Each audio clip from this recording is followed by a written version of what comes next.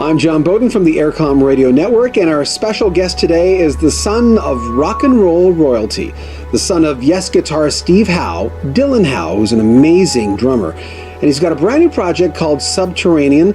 It's sort of a tip of the hat to David Bowie and Brian Eno during their Berlin period.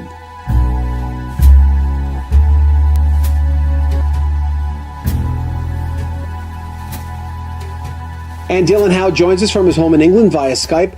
Dylan, first of all, on Subterranean, you put drums where usually a drummer wouldn't put percussion. Was that a challenge for you? How did that go for you?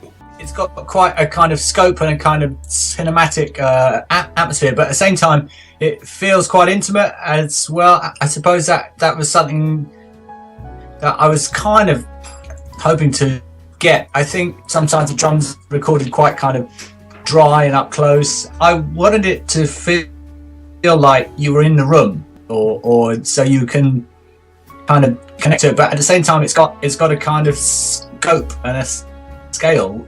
So it's a good thing it's got those two things at the same time. Yeah. We're talking to Dylan Howe via Skype about his brand new album, Subterranean, new designs on Berlin from Bowie. And I got to ask you a typical drumming question. I know you've been drumming over 30 years now, but a few drummers wanted me to ask you this. Do you actually have a place where you play drums, or are you driving your neighbors crazy? I've just recently got a studio. It's in a container on a farm.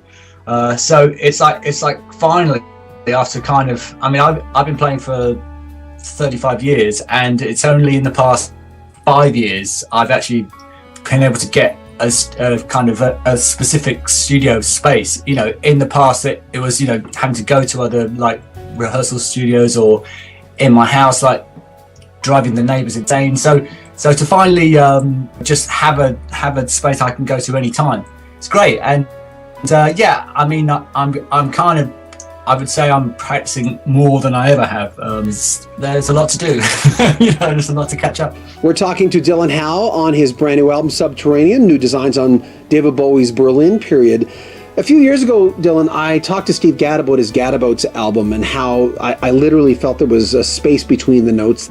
Because Art Decade, that tune, for instance, gave me that breath of feel. Just, there was something very spacey and peaceful about it. Tell me about that one. Well, it was something actually that the original version had a whole other section that we were going to double time and then kind of spin out onto this whole kind of like a kind of hard bop soloing form. And then in the studio, we just thought, why don't we not do that and just stay in this kind of very languid ballad essentially, but and just stay in a very simple short form that kind of cycles quite quickly, and just kind of let it happen as it is, really, and not really try to do that much with it, and to have these kind of these open-ended intros and outros that have these sort of other tunes that are kind of overlaying over the top just before like the main melody starts. So it's just another one where it was the simpler the better, and the more space, and just, as you say, like to let it breathe and just kind of let it play itself. And there's a lot of like really, really nice harmonic stuff going on in there, and I mean, everyone plays great on it. So I liked it because it's quite short too, because a lot of the tracks kind of spiral into this slightly epic thing, but just have a couple of things which is just a kind of succinct, you know. It's so it's as a contrast, and you know, probably it's the most kind of melodic in a way, even though you've got this slightly kind of angular siren sort of intro and outro thing over the top.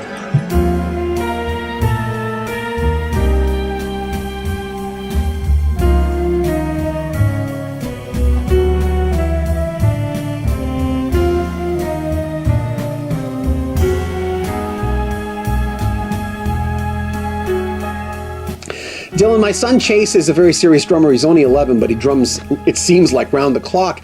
And he's a big Yes fan. And he wanted me to ask you, being Steve Howe's son, that when you were young, where Bill Bruford might have been hanging around, or Alan White later on, Like, did they ever come up to you and say, "Here, Dylan, here's what a paradiddle sounds like"? Yeah, well, they did it a little bit. I mean, seeing Alan and Bill play at a very young age, you know, probably 5 or something, you know, definitely kind of, I did gravitate to the drums because it was strange.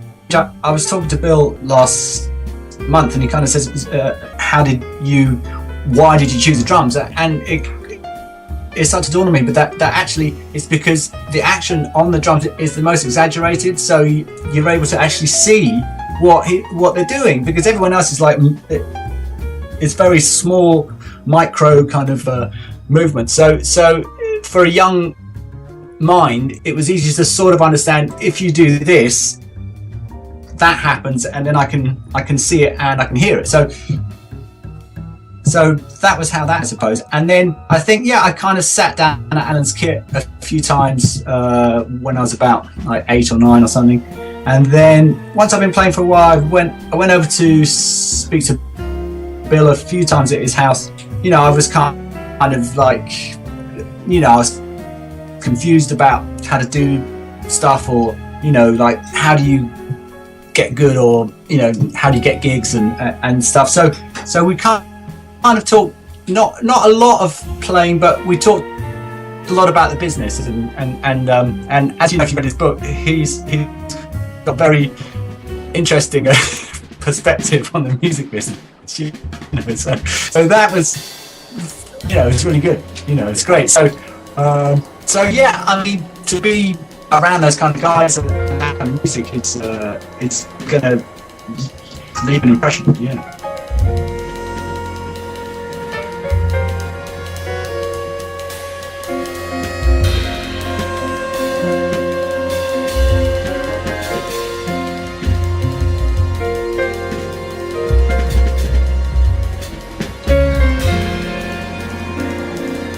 Our special guest is Dylan Howe, talking about his brand new album, Subterranean. Dylan, I know as a teen you saw Buddy Rich. Did that really change your life as a drummer? Yeah, I've been playing for about 3 or 4 years then. And then somehow my parents sneaked me in to see him at Ronnie Scott's. And I think I just hadn't seen anything that was comparable, and in a way there isn't anything that is comparable to seeing Buddy Rich. So this was like a kind of early 80s. It was easily like a life-changing gig, you know, because and especially to hear, it was probably the first time I've seen kind of like a big band, and to see how a drummer can lead a band. I mean, his approach obviously is a lot of shouting sometimes, and a lot of grunting and kind of, yeah, so that was really inspiring, and obviously just sort of like, it was like when you see something that is almost like magic. It's like, I don't know how you do that. Is that real? Can anyone else do that? I mean, it's just, it was just off the scale, you know.